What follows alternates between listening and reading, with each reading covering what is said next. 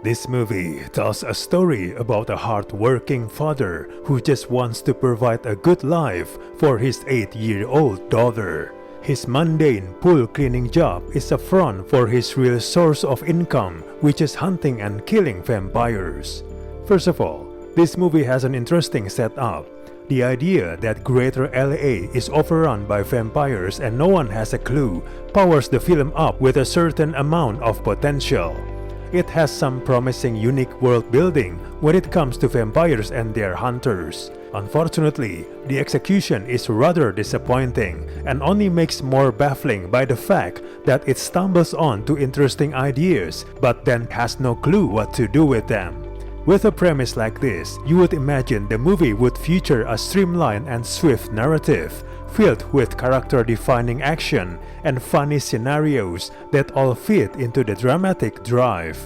Instead, the script brings the movie down with repetitive exposition that undermines our intelligence and stale jokes that only few that land. There are some dynamics involving the hierarchy and politics that go on in the vampire and hunter world, but the movie doesn't care enough about any of this and instead relies heavily on unfunny quips and a rushed script. There are some elements that are introduced, but the movie leaving them to be abandoned and never developed past their introduction. All of this world building eventually is just window dressing that adds nothing meaningful or interesting to the plot.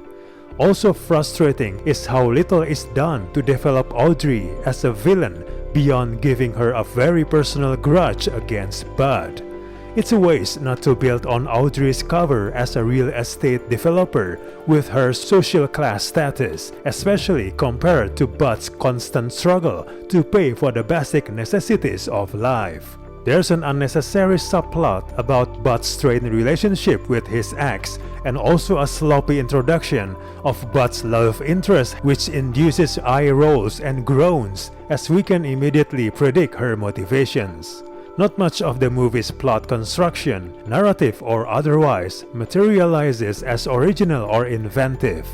It cannot even properly use the background for efficient and subtle exposition. There's hope that the generic blandness of the plotting in the movie could at the very least be boosted by the film's action, but it even struggles in that department. There's some solid stunt work and the combat itself is neat and clearly performed by talented experts. But it looks cool rather than fun. It's exciting at first, but eventually the action scenes become repetitive.